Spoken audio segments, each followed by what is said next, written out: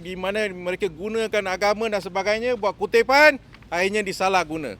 Banyak berlaku. Dan saya difahamkan masih ada buat kutipan. Dan pihak waris pun ada buat laporan polis. Saya minta IGP tolong siasat semula perkara ini. Pihak waris dah banyak kali buat laporan polis. Kenapa benda ni tak bergerak?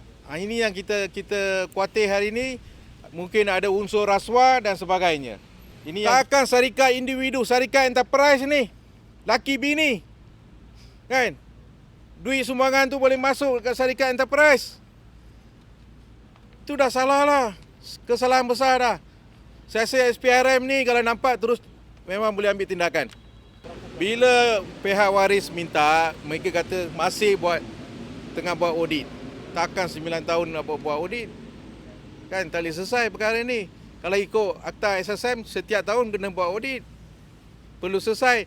Dan kita rasa pihak Mawib cuai dalam perkara ni. Kita minta jasa PM, baik PMX, siasat Mawib ni. Cuai dalam perkara ni. Tanggungjawab Mawib. Kan, kesian hari ni waris-waris ni semua. Sehingga mereka cari saya. Tanggungjawab Mawib selesaikan masalah ni. Kenapa mereka lepas tangan?